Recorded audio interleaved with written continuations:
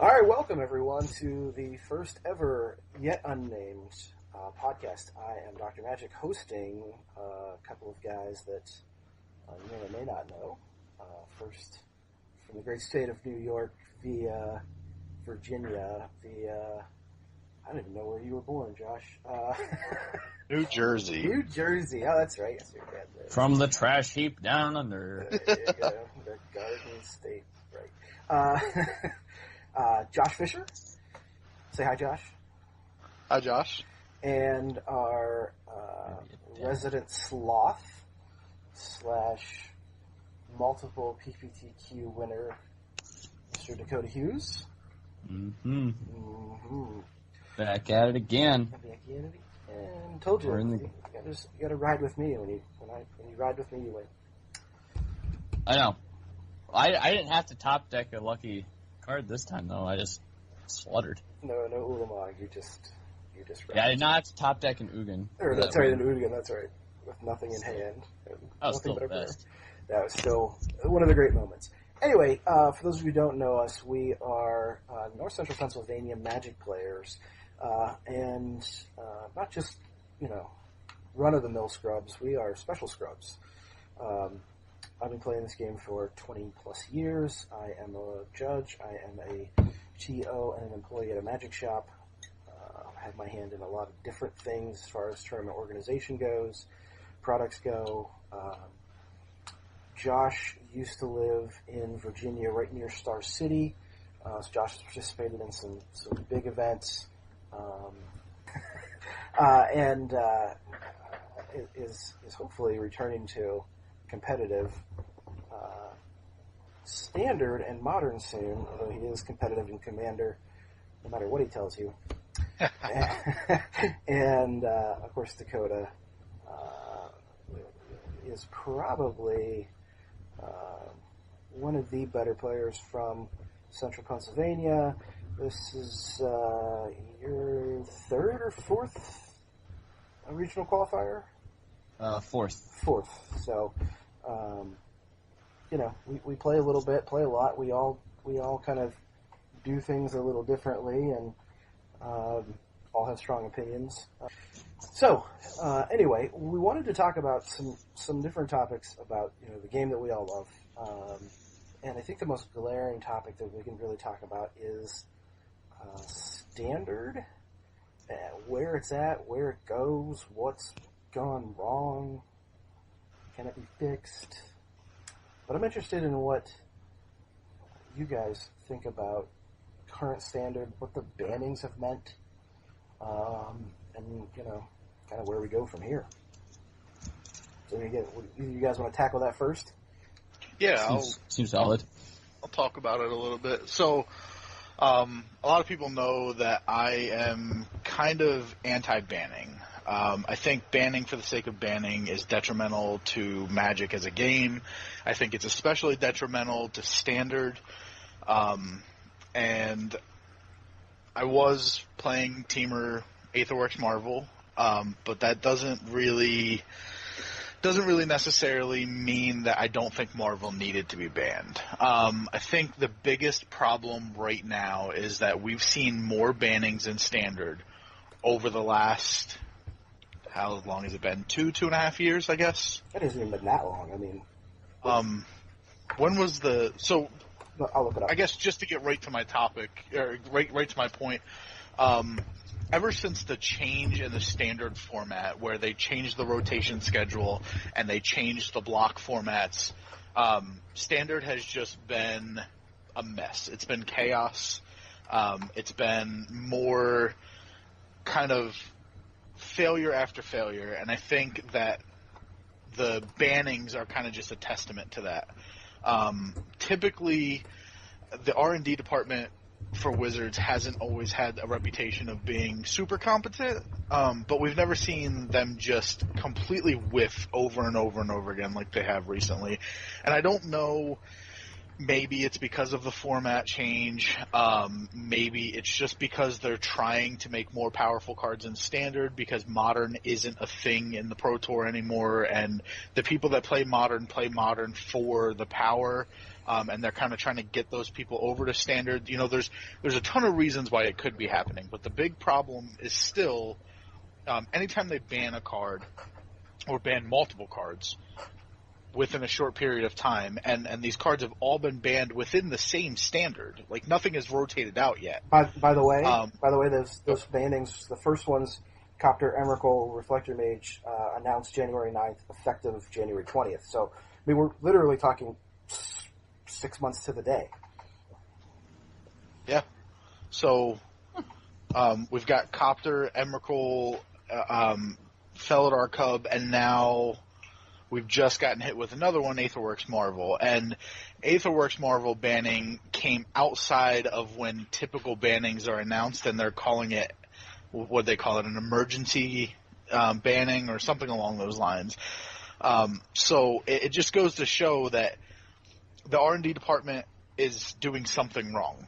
And it's kind of, for me personally, as someone who's looking to get back into the competitive scene, it's kind of disheartening. And, you know, it's a little worrisome to me that they want Standard to be the premier format, and that's the format that they want, you know, all of the Pro Tours and all of the big games to be, all the big tournaments to be, and then, you know, we're having to worry about bannings. For instance, I just spent over $300 on Teamer Marvel deck, and now the deck is about $180, and that's just because lands don't depreciate because of a banning of one card.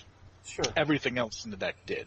Sure. I mean, you know, I think you hit the nail on the head. You know, R&D has obviously some issues, which is kind of interesting, though, because I was having this conversation with someone the other day, and that we're talking about relative standard and where it's at. You know, the last, 5 or 6 sets have been absolutely, like, phenomenal from a sealed play standpoint. I mean, really, the only one that wasn't great was Modern Masters 17, and I think it's just because they were just like, screw it, we're throwing value in here. But everything else has been, like, just such a good environment for draft and for, you know, like, pre-release and those kind of things. I think where we're getting murky is when those things start to interact, and I don't think R&D has a good handle on that. What do you think, Dakota? I think R&D definitely did fail on this one. We know for absolutely certain that Ulamog and Aetherworks Marvel were not actually supposed to be in the same standard together. Sure. So the fact that they had to first make the mistake of not having them together, realize that was a mistake and they're losing players, go back, fix it, and then ban 3 cards from those 2 sets is pretty ridiculous. How did you guys feel about, I mean, they announced that they were changing standard essentially from, you know, a 24-month life cycle to an 18-month life cycle, which obviously leads into exactly what you said, Dakota. Emrakul wasn't even supposed to be, Ulamog wasn't even supposed to be in a set with Aetherworks Marvel. I mean, when that came out, how'd you guys feel about that? It was awful. I hated it. Honestly, I think that's where you and I are going to differ, Coda, because I completely disagree with you. I love the idea of standard rotating faster. The reason that I like that idea so much is because it gives the people that brew decks, it gives the, you know, every time you tune into an SCG Pro Tour event, or you're watching a GP, or, you know, anything standard, we tend to get into this, we're watching the same 5 or 6 decks. So as a spectator from the outside, I think that the shorter span of standard just makes it for a more interesting and an ever-changing thing. And I think that's what standard is intended to be. Well, and from a player, again, it gives you the opportunity to play new decks all the time. And that's what standard is supposed to be. I mean, I see it from both sides, Josh. I'm a little more in your camp with, I like a rotating, I like to brew. I lived through Theros Ravnica standard, which was, you know, mono black, mono blue, mono red. If you weren't playing one of those 3, basically forget about it. But from a resource standpoint, having to replace your cards that much faster, I mean, it sounded great, but I don't know. The reason I like the 24-month one better is specifically from the Khans Theros block era, where we had a different best deck per se every 2 weeks. There would be a deck, it would reign supreme for like a week, and then everyone would brew something up, beat it, and then some people would brew something up to beat that deck, and like it kept going to the point where it was a massive format. Like, the 1 week we had Esper Dragons, and then we had green-red aggro to beat the Esper Dragons, and then we had some like green-white manifest thing to beat that, and then we had some weird Mardu Dragons to beat that. It was great. That was the standard that I absolutely loved. You know, I agree with you. That was fun. It looks to me like instead of that being an intentional thing, based on what we've seen recently, that was almost like, you know, whoops, we stumbled into Shangri-La. Yeah. Because you're right. I mean, and that was, I always look at it from, you know, like I said, another interesting perspective in that, you know, I stand on the other side of a Magic counter, and that is when Dragons came out, Dragons of Tarkir, you couldn't give a box of Dragons of Tarkir away. I think expected value at release day on those things was like $81. So, hey, spend $100 to get 81. Yeah. And then all of a sudden, like you said, somebody brewed something up. We had Esper Dragons, the Ojutai shot through the roof. You know, somebody made something else that used that and built it. Next thing you know, couldn't keep those boxes in stock. So I think it just comes down to a playable, evenable, you know, a format where we have lots of powerful cards instead of, you know, the perception that there's one or two powerful cards that then necessitate a ban. Exactly, and kind of just to springboard off of what both of you are saying, I think that Standard needs to be a player-driven format. Whether it be an 18-month or 24-month, Standard is intended to be a player-driven format. And during the Dragons of Tarkir block, that whole Khans Dragons, that whole block was player-driven because of the way the cards interacted with each other within the Standard format. That's the problem I think we're running into now, is there are no brewers. There are no people that can put together a deck that specifically beats one deck and still fares well against the other decks in the meta. Because the cards, when the blocks are this big and this diverse, just do not interact with each other the same way. One card doesn't have the ability to interact with three different decks the way that they did back then. A couple of cards that come to mind immediately are the command cards. The Dramoka's command and the Atarka's command and all of those command cards that had different modes would all interact with different decks in different ways, and they made phenomenal sideboard options and sometimes even main board options. And we don't have that health in Standard right now where the cards are able to interact in multiple different ways. Yeah, I mean, you think about the one card that does and how much play it gets, and even in sideboards in Modern, and that is Blessed Alliance. Yeah, absolutely. Yeah. Yeah, Blessed Alliance, Collective Brutality. Yeah. Collective Brutality was, I think, one of the better cards from the recent sets. Absolutely. And again, it not necessarily having a card that has multiple different modes on it. I don't think that that's always the answer because, you know, we like to see new, fresh ideas out of R&D. So we don't always want a card that has three different options on it.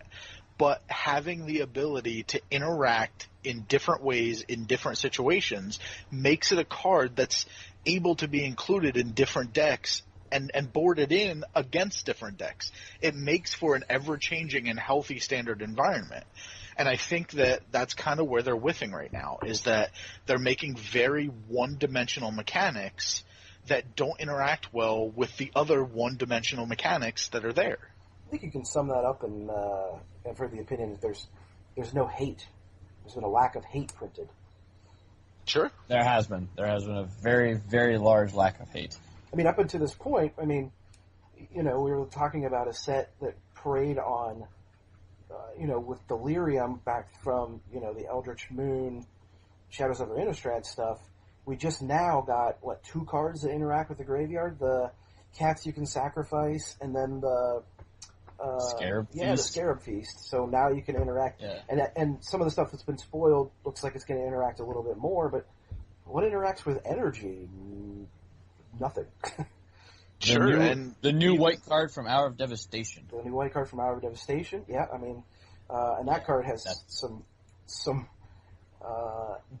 implications, I think, well beyond standard, which we can. Yes, actually, some people are already brewing with that and Dark Depths. Yep, for Legacy. So thing in the ice, it's a 2-drop 7/8 that wipes the board.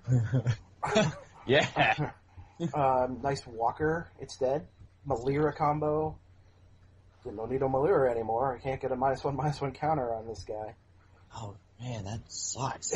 I know. So, and then with the lack of, typically there's a lack of things that interact well with enchantments in especially modern formats. So, and then there's some more. There's now there's like a Bazooka Bog, like an on-demand Bazooka Bog. I've seen that. It's a land, taps for colorless, 2, attack, sack, and say goodbye to all graveyards. Huh. Yeah. So. I haven't seen that one yet. Yeah, it's kind of an interesting take on hate, but Interesting. Yeah, I mean, there's some interesting things. Scavenger Grounds is called. It's a desert, which is going to be a big thing apparently. Rare, tap at colors. Yeah. 2, sacrifice a desert, which exile all cards from all graveyards. So it's not even have to sacrifice that one if you happen to have multiple deserts. So Sweet. Yeah, very interesting. It's interesting stuff. So I think we've identified the main issues with the health of Standard right now.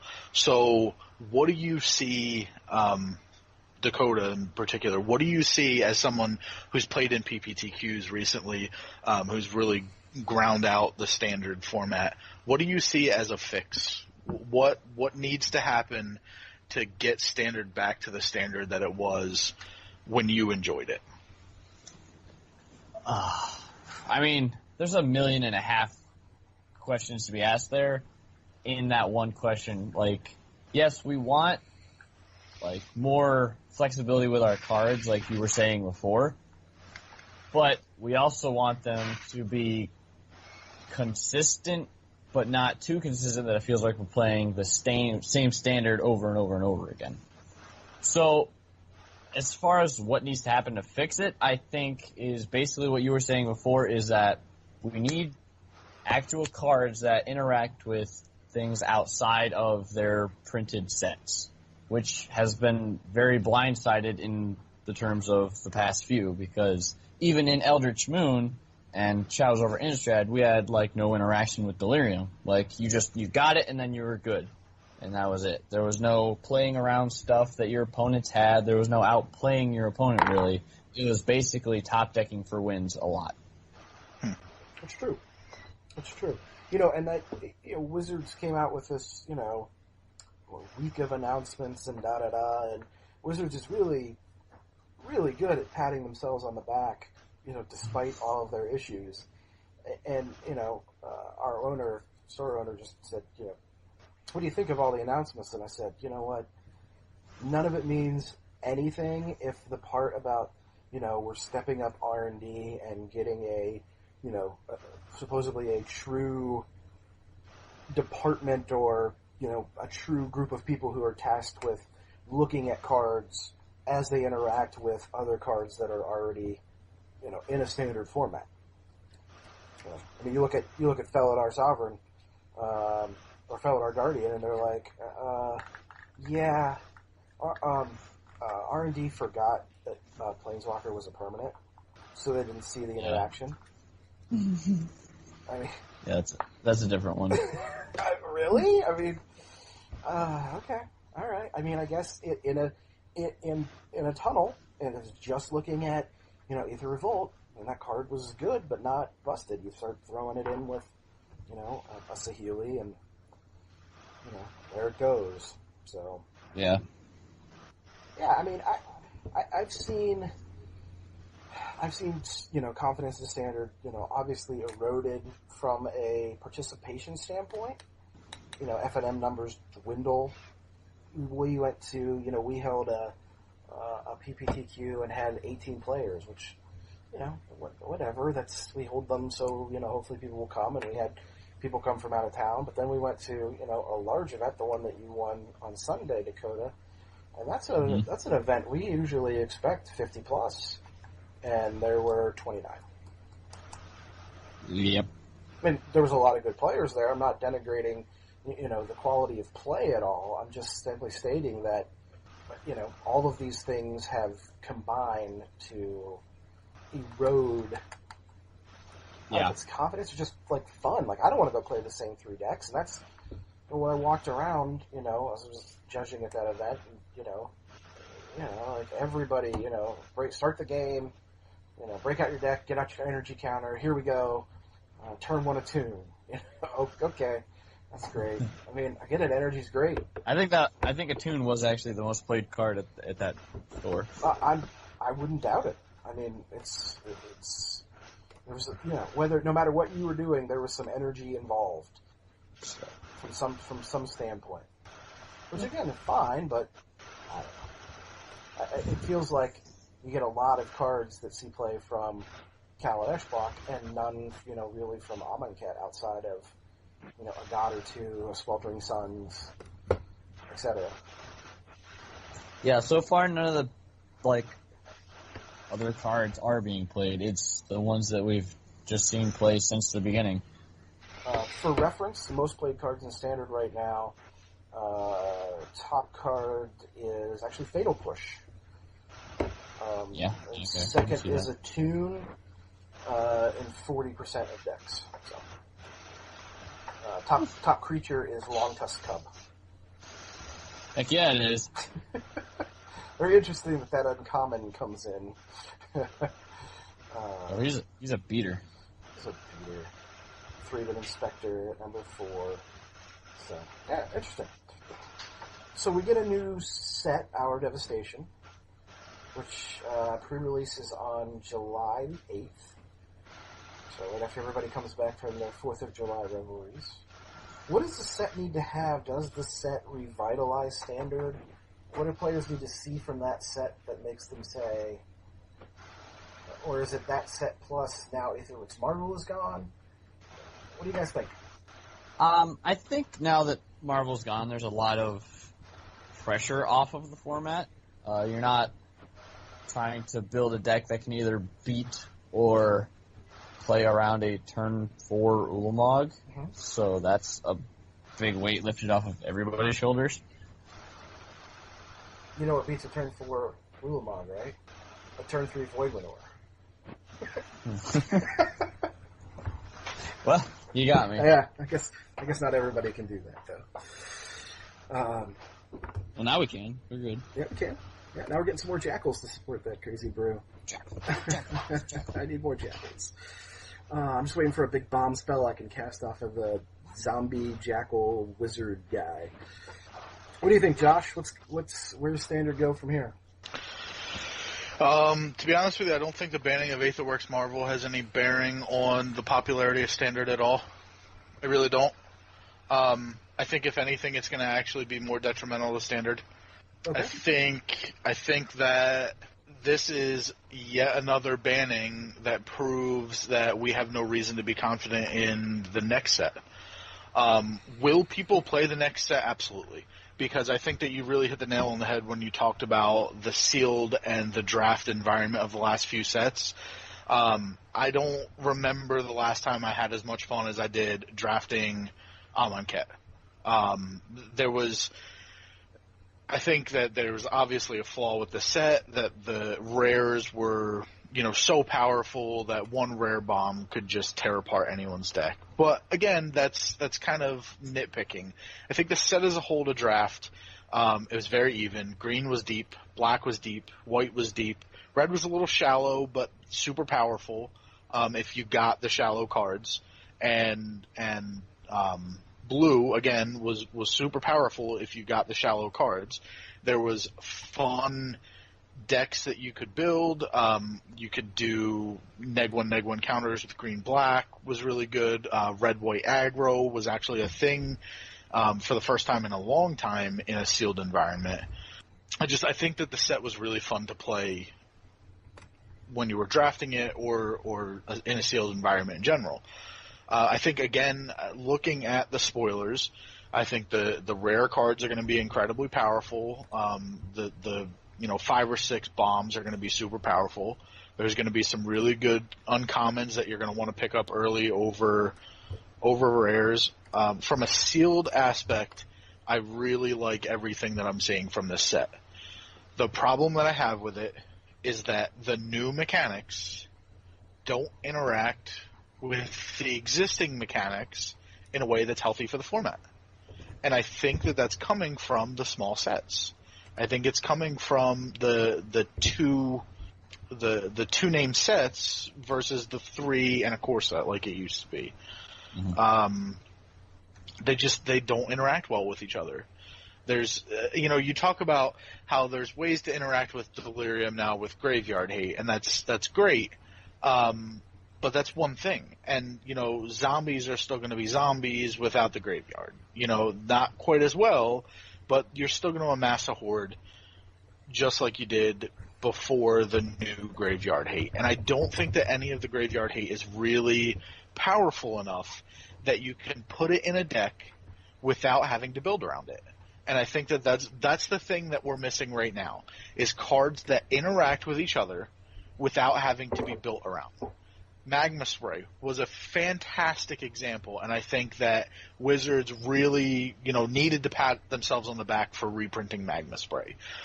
It was a direct answer to a card that was a big problem in Scrap Heap Scrounger. It also was a very good answer to the new Entomb mechanic, or not Entomb, I'm sorry, but Embalm mechanic. It was a fantastic way to answer a lot of those cards, and it was a card that you could put in a deck without having to build around it, because it was a utility card even if you weren't hitting one of those problem cards. Things like Naturalize or the green one that has cycling, also Dissenter's Deliverance. Mm-hmm. It's a card that you have to run because of Mardu vehicles and because of Aetherworks Marvel, but it's not a card that goes into a deck easily. You have to build around that card. And you're building around that card to answer one or two particular cards. And I think that's where the problem is. The interaction that we have isn't seamless interaction. It's very forced interaction with decks. So it's kind of Rochambeau. You're setting yourself up to beat one deck, but leaving yourself wide open to the rest of the format because you've tailored yourself to beat one deck. And I think that this set is no different. I don't see any cards that just seamlessly interact while still being a good value card in your plan with your deck. I see one that has some potential, a Braid. The 1 red, 1 colorless instant deals 3 damage to target creature or destroy target artifact. So, oh man, I love that card already. Maybe not. Sure, I think maybe not as much flexibility as doesn't cycle, which I think is a great way to add some hate to a deck without overcommitting yourself. Right. But this one, has some multiple things. So. We'll see. I mean, we still have a lot of the set left to be spoiled, which will be interesting. I still don't think just like one set is going to fix standard. Like when we were talking before about like the Khans Theros standard, it was, the gold mine. Like that's the perfect standard that we want. There's a bunch of stuff going on. It's all fun. It's fantastic. It's great. But we're not going to hit that again all the time, Right. That is something to keep in mind, but I still don't think just one set is going to fix it. So let's then transition that into something that has seemingly, benefited from all of this standard uncertainty, whatever, and that is Modern. Modern seems to be healthier than it has been in a long time. Some of that, I think, obviously due to Modern Masters 17 being a dream set? I don't know. I mean, getting a reprint of all those things that, were just lowering barriers to entry for a lot of people. They really were. Yeah, and it's like I said, we were talking about Standard and the fact that, we did Standard on Friday night and we had like 8 people, so we fired, and we had some people playing, some tier decks, and then we had some people playing, not tier decks, tribal jackals. But the night before for Modern we had 15. 2 weeks ago we had 18. It's on a random Thursday night. So that's a format that seems to be healthy, if not growing. And do we think that that's a direct correlation between what people see in Standard and maybe that, like, I don't want to invest my money in the format that A, rotates quickly, and then I might not even get the full rotation out of it because I might just ban it? I don't know. What do you guys think? I think the growth in Modern has been, number one, so the exposure that Modern gets with the Modern Masters and Eternal Master sets, I think is fantastic. I really, there's very few things that I'll applaud Wizards on, and I definitely will say that the exposure that people get to the Modern sets, the cards that are being played often in Modern from the Modern Masters, really does help. The problem with that is Modern isn't a Pro Tour anymore. Modern isn't on the radar. They've decided they're going to Standard only at the time that Modern is picking up more popularity than it's ever had. True. So I think that the uptick in Modern popularity is definitely due in part to how poor the Standard environment has been recently. But I think more so it's just been from the exposure. I think that a lot of people are seeing what Modern is because of the sets, and it opens up an interest for them. That being said, though, next round of PPTQs are Modern. So, yes. Like, ours is set up for, I believe it is August the 19th, I think. Let me look at the calendar. August the 19th, and that is a Modern PPTQ. Again, I don't think they've changed what they're going to do at the Pro Tour, but at least we're getting that back as an option for PPTQs. So that's a good thing, right? Yeah, absolutely. I'm pretty stoked about it. And again, when you talk about the health of Modern versus the health of Standard, this past GP in Vegas, they ran every format. There was Sealed, there was Draft, there was Chaos Draft, but the headliners weren't Standard.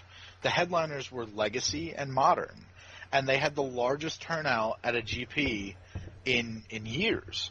And the diversity in the field was, especially for Modern, was insane. Death Shadow, Grixis Death Shadow, I still think is the best deck in Modern right now. I don't think that it requires any action, though. I think it's a new deck that's incredibly strong and incredibly resilient, and people will find ways to beat it. The problem is right now it's still so new, and I think that that's a lot of the allure for Modern too, is that the power level. We're kind of getting a glimpse of potential power level from Wizards and Standard, and it's been hit with a lot of backlash, and I think that some of it, is a little too powerful. Aetherworks Marvel was probably too powerful for the current Standard. Do I think that it's too powerful if Standard had answers to it? No, I don't. I think that, but that's the thing. So Modern has that power level with answers to that power level. And I think that that's where a lot of the allure for Modern comes in, is that you can play incredibly powerful cards. Your opponent is also going to be playing incredibly powerful cards, but you have answers to them. Sure. That was always, I think, the allure for me for Legacy was that, Standard always felt like, to me, like, it was oftentimes it was the deck that won. So if I had an inferior deck, I really couldn't outplay you. Now, two equal players on the same deck or same power level, the better player was going to win. Modern was kind of you got a little Rochambeau, but you could play your way out of it. Legacy was just, I'm a better player than you, and I'm going to beat you. So, Dakota. That's why I like Legacy. Dakota, you play Modern, but you've been relatively vocal in your dissatisfaction with Modern recently. It was up until recently that I was very dissatisfied with Modern. And why was that? The format just felt very stale for a while, particularly right after like all of the Death's Shadow decks got popular, because for a while it was kind of like watching, three different decks just go at it, but they were all Death's Shadow. Like a Drowsy Winter again? Yeah, it felt like that same kind of staleness. Like it was either play this deck or play something that beats this deck. And for a while, people just couldn't bounce back from that. But now that the format is starting to bounce back, it is a much better environment. Yeah, I've got to give anything a chance to, kind of like you said, adapt. Yeah. By the way, the best adaptation I have seen to the answer to Death Shadow was a guy at the 2Case event a couple of weeks ago who sideboarded in Tree of Perdition, and in response to his opponent attacking him with a couple of Death Shadows, he made his opponent's life total 13. So, there you go. Yeah, that seems like a good answer. I guess not everybody could afford to do that, but the guy was also jamming Thorin, which was a sweet deck anyway, so that was a funny answer to that shit. So I dig that. Me too. What do you guys, anybody have anything else to say about Modern? Because again, it's just like, what is standard, okay, Modern's the opposite at this point. I think another big factor to the health of Modern right now is that it play a GP and not play the same deck twice. And it's not just plausible, it's actually extreme. Because there are just so many decks that are so good in the format right now. Like you could play Scapeshift, Death Shadow, Affinity, some form of Counters Company, and Elves right in a row, and just not be surprised to see any of them there. Sure. Yep. Yeah, I was trying to think back. It was even just last week. What did I play against at Pops on Thursday night? Tron, Lantern, Counters Company, Thorin. I mean, yeah. Interesting. Yeah, this last GP Vegas, let's look at the top 8 of the Modern. You got Mono White Hate Bears. Let's see. White Blue Affinity. White Blue Affinity. I did. Yep. And then there was kind of your standard brew of Affinity, and then there was another Affinity deck, and then there was Eldrazi-tron, and Naya Burn, and Green-White Hate Bears, and Blue-Black Turbo Turns. I mean, the format is just so incredibly diverse right now. Yeah. Blue-Black Turbo Turns. Yeah, I hate that deck. Exhaustion and Part the Water Veil, Serum Visions, Temporal Mastery, Time Warp, Giga Drowse, which was the replicate one, yeah. So I mean that deck's kind of spicy, but the Mono White Hate Bears deck, it's Death and Taxes with 2-drops. There's just so much diversity right now, and I think I'm going to be completely honest with you. I think that the diversity in Modern right now is 100% player-driven because of Death Shadow. Now, had Wizards gone and banned Death Shadow as soon as it started to 3+ top 8 every modern event, you see 3 or more copies of Death Shadow. Well, I guess 12 or more copies of Death Shadow in a top 8 at an event. 5-6 times in a row. Let's just ban it. And I think they've been really, really quick to just knee-jerk ban things recently. Had they done that, I don't think that the modern format would be as healthy as it is right now. People are playing answers to Death Shadow and finding decks because they're looking for answers to cards. Mm-hmm. Mm-hmm. This mono white hate bears, I watched an interview with Theo Murray, who was the one running the mono white hate bears, and he said he's been running green white hate bears for years and years, just different variants, and he played Grixis Death Shadow and realized how strong it was and realized its weakness, found kind of the Achilles tendon to this deck, and realized that the mono white version of this deck was just a direct answer to that and incredibly competitive in the format. Yeah. I think player-driven results is where Wizards needs to leave things. There are always going to be, places where Wizards needs to step in. And do I think Smuggler's Copter needed to be banned? Absolutely. The card was literally just a splash in any deck. It went in absolutely any deck that had a creature that could crew it and was just value. It defined and warped the format. If you weren't playing 4 copies of Smuggler's Copter, you were at a strict disadvantage. It didn't matter what color you were playing or what deck you were playing or what you were trying to do with the deck. Smuggler's Copter just made it do it better. Sure. So I think that, in that situation, there needs to be an answer. And I think that's kind of the problem that we're running into in Standard right now is that, they're not giving us options to find answers, and that's why Modern is as healthy as it is right now, because there's a really powerful card and a really powerful deck that does something very well. And, Thoughtseize has always been a thing. Shocking yourself to bring lands in has always been a thing. Well, now Death Shadow, everyone is realizing, is just a payoff for doing the things that you want to do in Modern anyway. Right.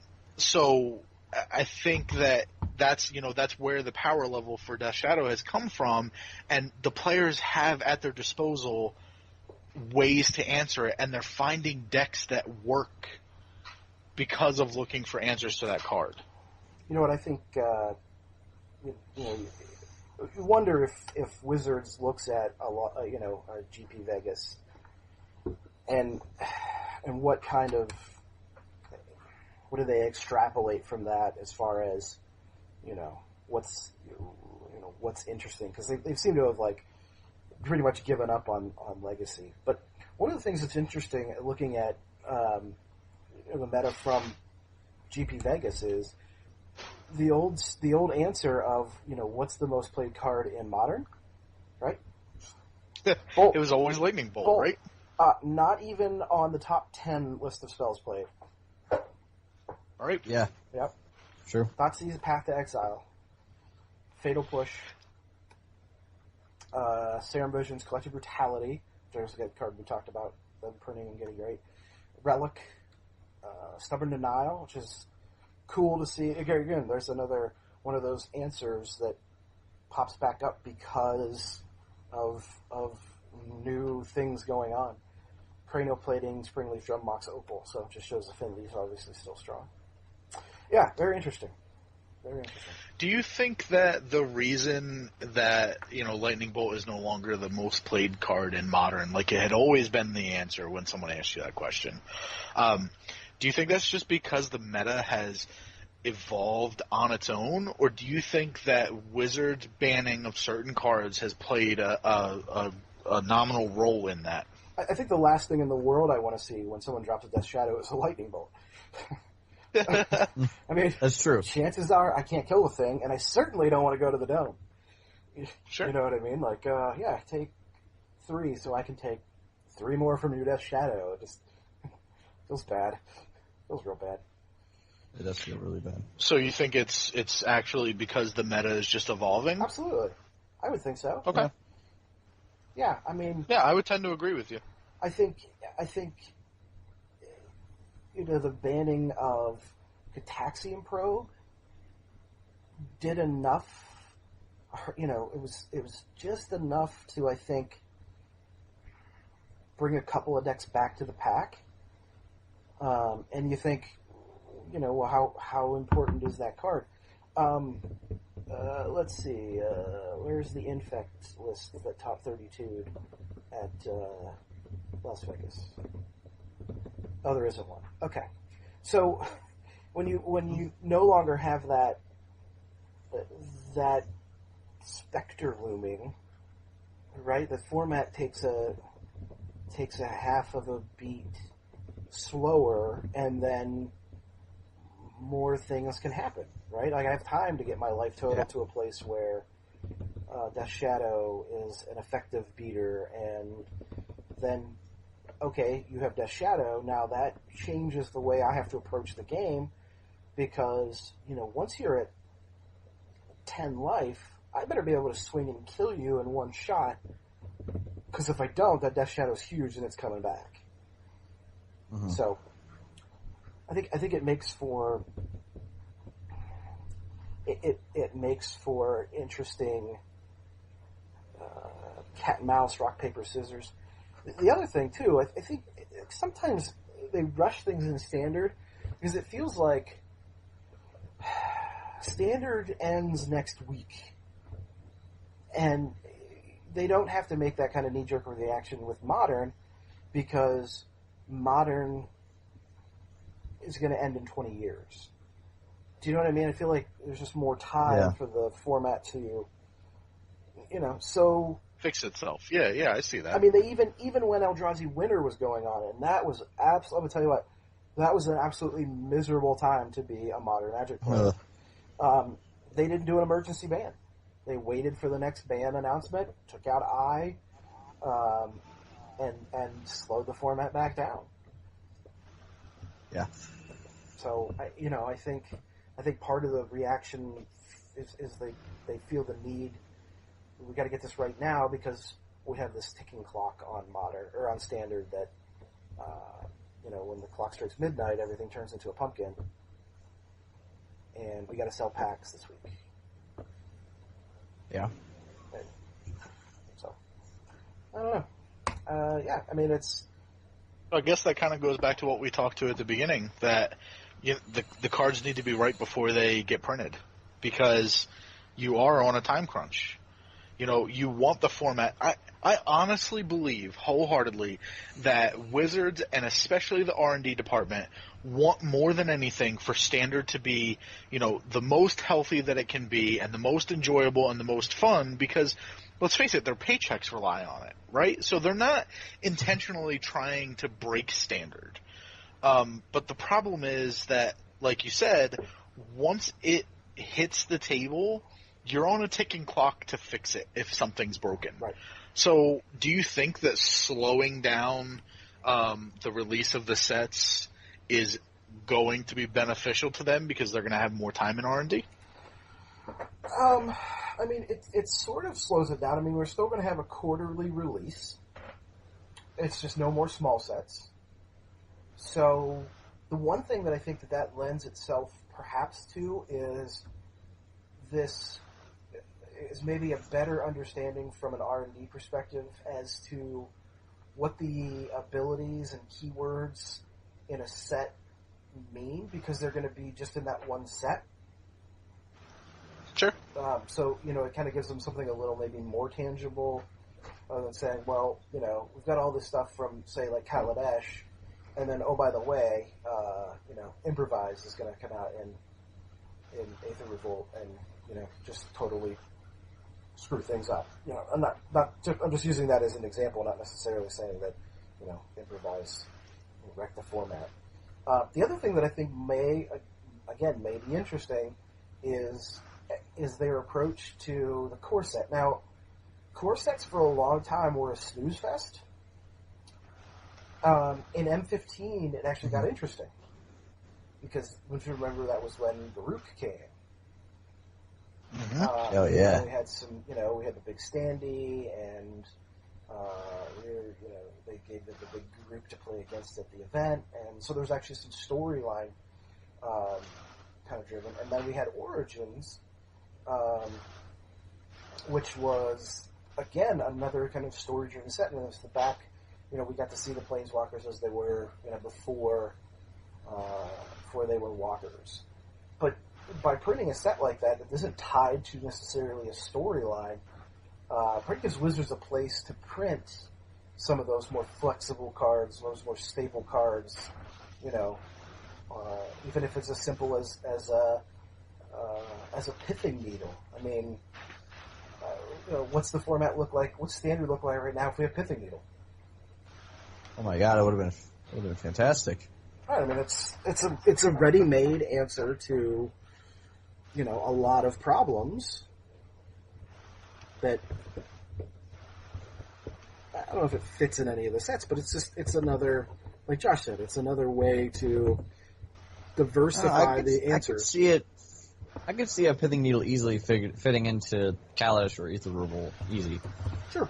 They didn't print any hate. That being said, if any of the Ixalan spoilers are correct, we're getting a 2-drop pithing needle. That's going to be just strictly better than pithing needle. Yeah, I mean, you can't jam it on one, but knowing what's in your opponent's hand and then being able to you're going to cast that Lily next turn? Yeah. No. So I'm actually really looking forward to the Corsets. I don't think that I was playing in the time when Corsets were just absolutely awful. I started towards the end of the Ravnica block, beginning of Theros. That's when I kind of got into the competitive scene.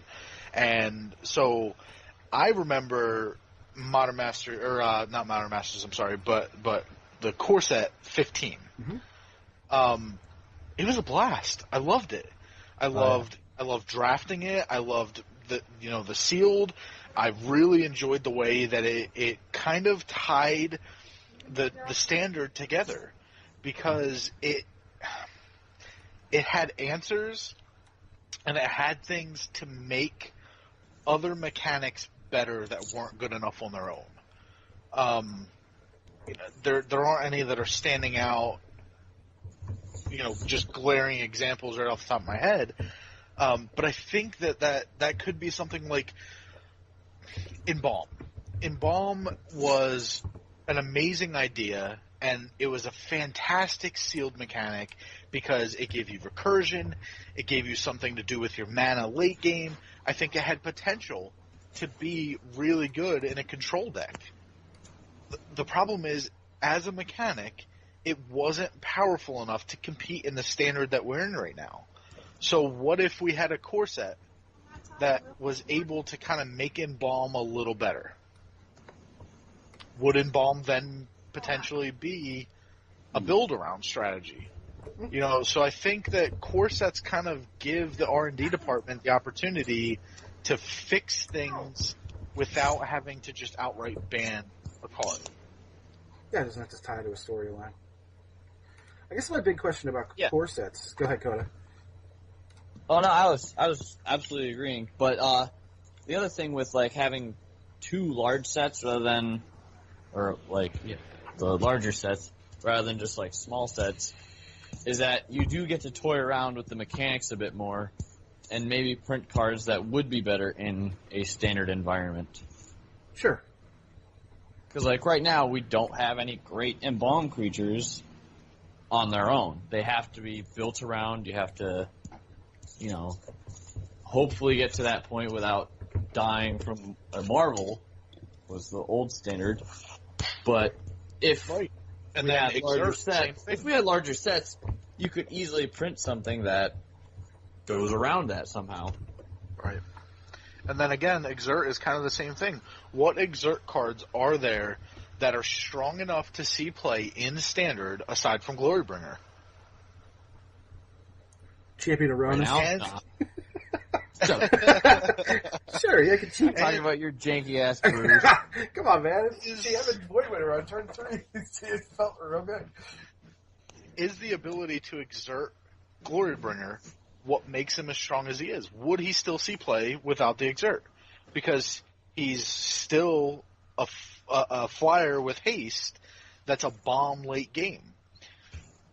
And most of the time when I've played Glorybringer, unless there's immediate threat, like if there's a Tyler's Tracker that's getting too big to handle, or if there's a Gideon that just made an emblem, it's kind of a direct answer to Gideon. You crack Gideon, kill the token. I'm sorry, not emblem, but token rather. You crack Gideon, kill the token, but then you're without it for a turn. And that's kind of like, it's a really neat idea. I really like Exert. I think it had great potential. It's just, there's nowhere for it in Standard right now. I think there could be, like, once we actually have the full rotation. Because we have seen this from a lot of Standards past, is that some abilities and cards will just absolutely dominate a format once rotation hits.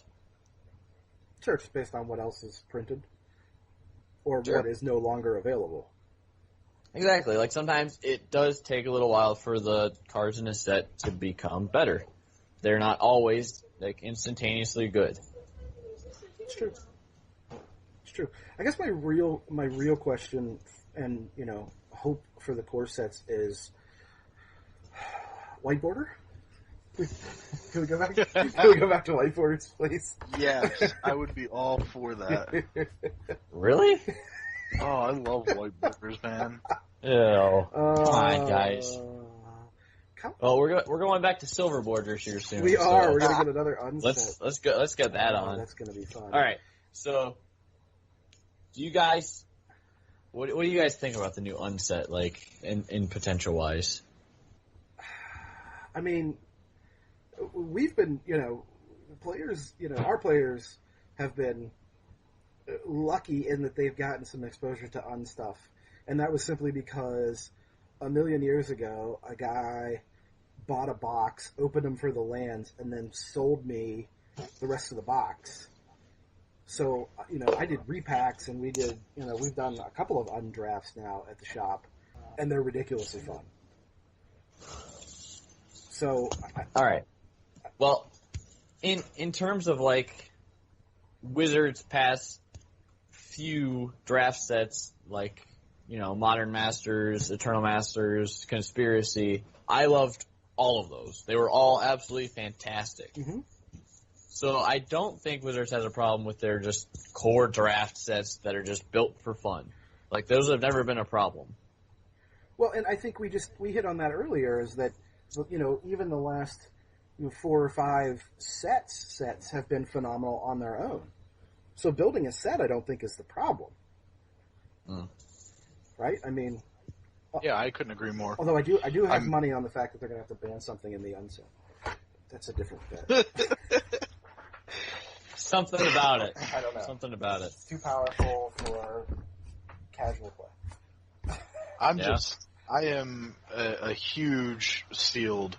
I'm a huge limited fan. I love drafting. Drafting is probably my favorite thing to do, short of maybe a 4-way EDH game with just a bunch of shenanigans going on. But I think that single set drafting is by and far my favorite thing to do.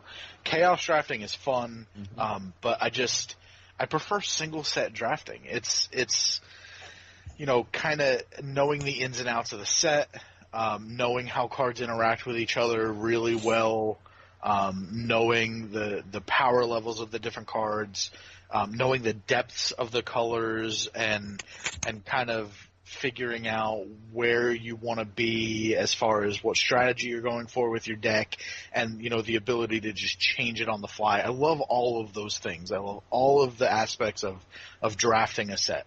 So Conspiracy, probably one of my favorite sets, the first one. The second one I didn't really get a whole lot of playtime with because I was kind of in and out of the scene for a while there. But the first Conspiracy set, I absolutely loved it. I thought it was a fantastic idea. Like you said, drafting the unsets, probably, top 5 most fun things I've ever done with Magic the Gathering. So I think that Wizards really they do a really good job, especially as of recently, with their single set stuff. So I'm actually really looking forward to the prospect of unsets. I'm excited to judge the unset because I do it with a Magic 8 Ball, and it's often hilarious. Well,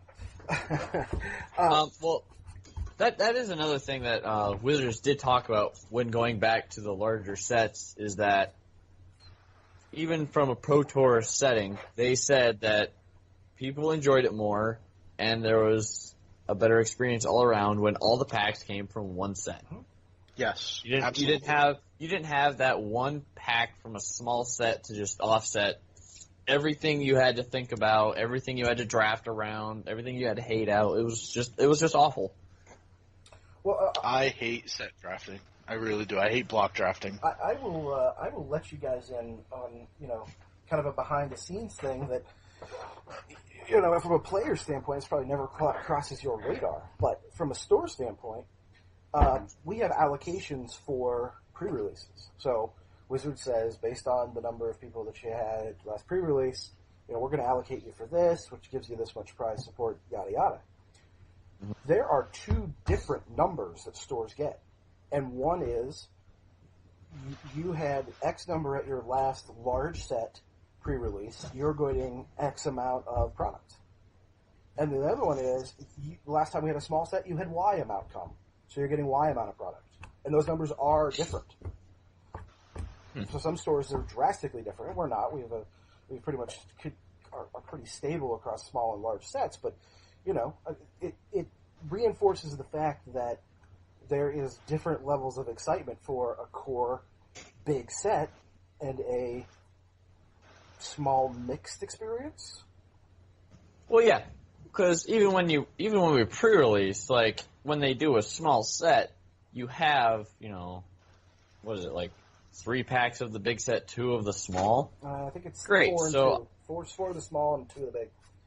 Yeah, something like that. So like, you go to this event at midnight to play with a bunch of cards that you've been playing with for the past however many months, and then 2 packs of new cards. No, it's the opposite. It'll be you'll have 2 Amonkhet and 4 Hour of Devastation. Yeah. But like, either way, like, you're not getting as much as you would for Amonkhet. Like, I got to open 6 packs of Amonkhet, do whatever I wanted with all these new cards, and it was great. Sure. Right. No. But then, when I'm, pre-releasing a small set, it's not as much fun because I still get blasted out by this mythic rare from Amonkhet. It's 2/3 the fun. I get 2/3 the new packs. Yeah. That being said, pre-release is still Christmas, man. Absolutely. It's still a great time. I just love hanging out with everybody, Yeah. Getting to the end of the night, like, yay, I got some packs. Let's open up some new cards. Let's hope we repeat the burrito experience, too, because that was... Oh, man, that was definitely a blast. Especially watching you tap out. Oh, highlight of my weekend. I was not involved. Oh, my gosh. Yeah. But this pre-release I will be. That was a spicy burrito. Yeah, we're excited to have you run the gauntlet again for the first time. Run the gauntlet again. 3 pre-release top 8s in a row again. Let's do it. Here we go. Dakota, any final thoughts? All right, I'm excited to play Legacy Yes. again. Yeah? Yeah. What are you going to be jamming this weekend? I'm pretty set on Black Red Reanimator. Okay. My sideboard tech for you is pretty spicy. The jank that I will be bringing. Yeah, well, it's not exactly for you. It just fits in really well. I was like, oh yeah, okay. All right, we can do that. Because I'm not really expecting to resolve much, so... At least not game 1. Like... We'll see what happens. I am certainly excited to bust out the jank, although... I'm excited to play 4 main board Collective Brutality. That seems real good. Oh my god, it's great. Because, like, turn 1 you use Dark Writ, you use 2 mana to Collective Brutality, yeah. Escalate it, like, once to discard your Gristlebrand, then use the other black mana to reanimate. Boom, shakalaka. Yeah. That seems You're like, all right, I'm going to take that force of will from your hand. I'm going to drain you for 2 and reanimate. I gotta say that the spell's probably not resolving. I guess yeah. Ugh, brutal. I don't know. I'm glad that Miracles is no longer. I'm just Yes, worried that the format is up. like descending into just like a shit show. Like, how fast can I jam like Red Sneak and Show or Sneak Attack? I hear for all these players like, but listen, I have reanimated for turn 1, and like, oh my god. I don't think it's gonna be that bad because decks still do have to worry about Delver, which is going to be the premier control deck. Sure. Yeah, it's gonna be the tempo-y, bouncy, fun aggro control that we all know and despise. Sort of love. Yeah.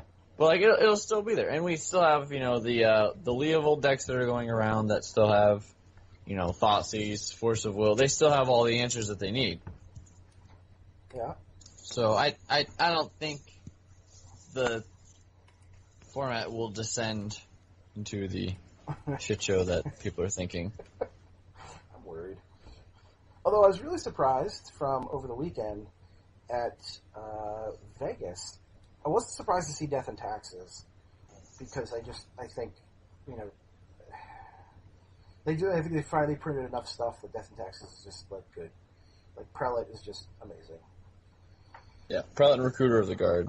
We got those on lock. Yeah. So, but what you see though, Delver, sure. There's Sneak and Show, sure. But in the top 10, there were 2 lands decks, which was of course. Yeah. Makes my heart smile. Because I was really kind of worried that deck was going to be dead in the faster format. But apparently that is far from the case. Simply means that we're running more, back to running more Punishing Fire. Yeah. Which, not a bad thing. Although I also read a fairly interesting article the other day from Channel Fireball about the Moon Stompy deck that's been getting popularized. Okay. What's the Moon Stompy deck? Okay. So, in the past, there were 3 Blood Moon type prison decks that saw play. They were all called Dragon Stompy. Yeah. Well, the first was Painter. The second was Mono Red Sneak and Show. And then there was just Mono Red Stompy. It has your same basic package of Blood Moons, Chalice of the Voids, Trinisphere, stuff like that.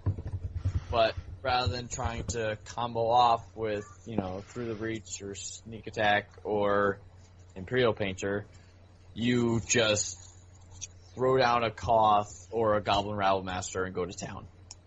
So it's like, this is a legacy script? Yes, that's exactly what it is. And the only reason it's getting played more now than the others is that since Miracles is gone, you're jamming 4 mainboard Chandra, Torch of Defiance. Okay. And just going to town, getting an emblem, and going. Yeah, that emblem pretty much ends games. Yeah, that's the idea. Cool. That or you just, once again get a Rabble Master and go to town. Just like the old days. Oh, goblins everywhere. Josh, we're wrapping things up. You have anything else that you would like to add? Not that I can think of right off. Okay. All right.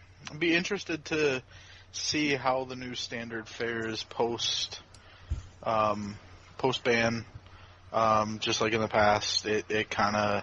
I fear that it's going to go back to what everyone's comfortable with. So we're going to see a lot of Mardu vehicles coming back, particularly Mardu Blue, probably, just because we have access to some blue stuff that's not bad now with Sensor and things like that. I'm kind of fearful because we're going to have, green-black energy and teamer energy is probably still going to be a thing because energy is still a strong mechanic. I just fear that the ingenuity and the deck brewing that we're all hoping comes out of this, it's going to be very much the opposite. We're just going to see everyone fall back to what they know is good, and zombies will probably end up taking over. Josh's prediction for zombies. Cody, you have a prediction? I think he's right with the Marta vehicles. It was an extremely strong deck before. I don't think there was really anything holding it down except for Turn Marvel. 4 Ullamogs. Yeah, there was something about that. Which is why it got replaced with, the Esper and 4-color vehicles list, because they got to run counter magic. But if you don't have to worry about that anymore, voila. I don't actually know a whole lot about zombies post Marvel.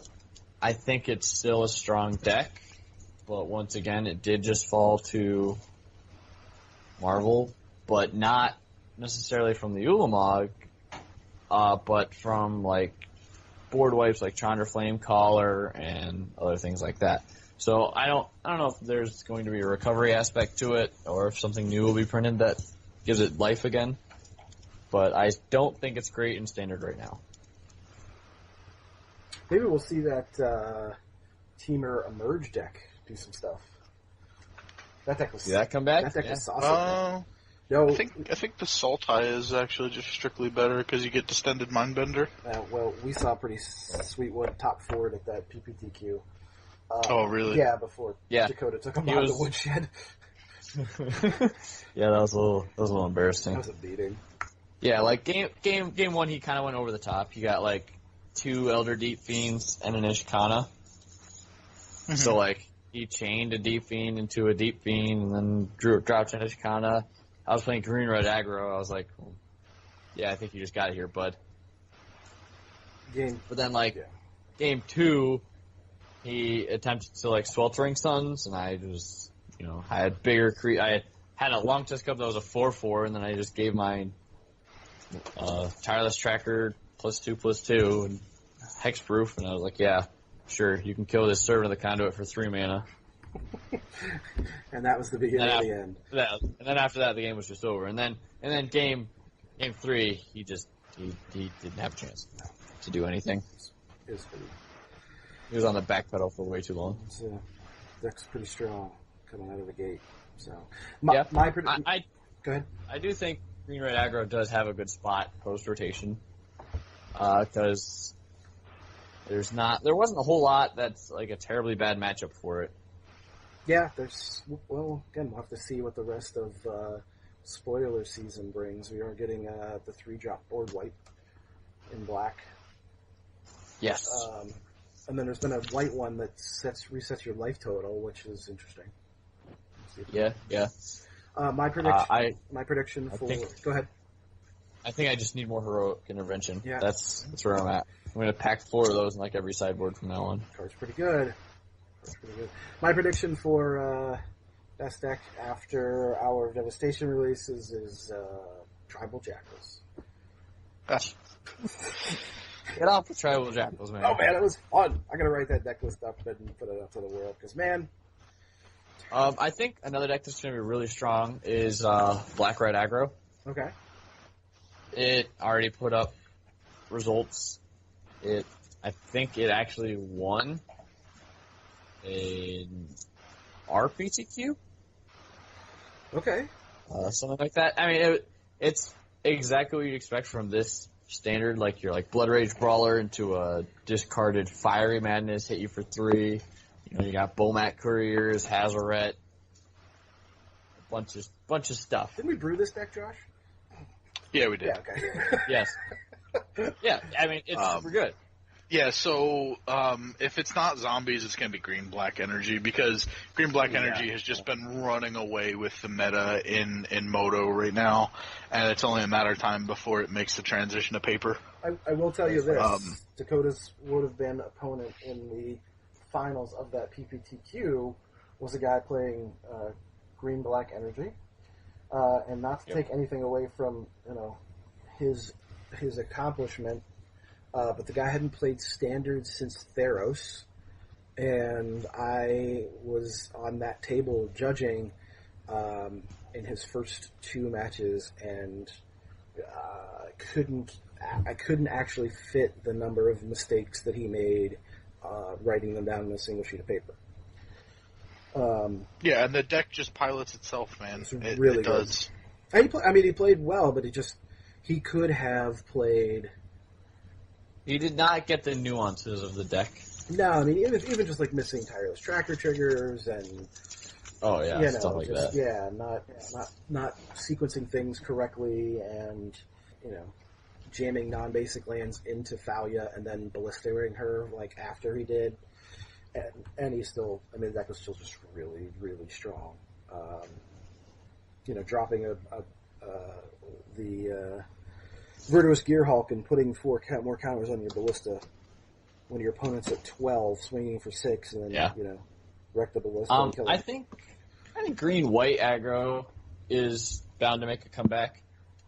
I'm not sure entirely how strong it is, but having access to like Heroic Intervention for board wipes, and then just like the powerful white cards in like either like the human aspect or just the pure white stuff that we've seen so far in Gideon. It does have some real good exert stuff.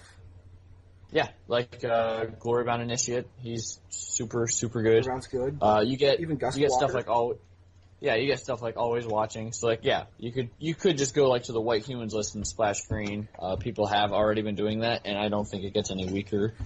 Hey, you know what else is interesting? We talked about earlier about Collective Blessing, not Collective Blessing, Blessed Alliance. Mm-hmm. Everybody forgets, because nobody ever uses it, the 3rd mode on that card. Oh, untap up to 2 target creatures? Hey, man, if you're exerting, there you go. Yeah. Now it's I've thought about it. Which seems like a good thing. Actually, I did use that mode to win a game in Bloomsburg when I was playing Red White Humans. Oh, yeah? Yeah, because I packed 2 Glorybringers in the side. Okay. And normally I put those in when I actually take out the Always Watching, because it's for like the grindier matchups, right? Where they're just killing your creatures, so Always Watching doesn't always do a whole lot. And it was against Green Black Delirium, and he had lethal on the crackback, but I had Blessed Alliance. He didn't know it, so I swing in with the Glorybringer and the Glorybound Initiate, exert them both, kill something, get some life, whatever. He swings back with a bunch of stuff. I go, all right, sack it, dude, and I'm gonna untap some stuff. One off of that. Oops. Seems pretty good. Yeah, well, I mean, there you go. There's another card that as the format evolves, becomes even more relevant. So, well, guys, this was a lot of fun. Hopefully we can do this again soon, maybe in a couple of weeks here, as more Magic things happen. Once we have the whole set spoiled, maybe we can sit down after the 4th and talk about what we like and what we don't like, and where we think some of that stuff fits in both standard and other formats. So, well, guys, everyone, thank you for listening. Dr. Magic, thanks for tuning in. We will talk to you all again very soon.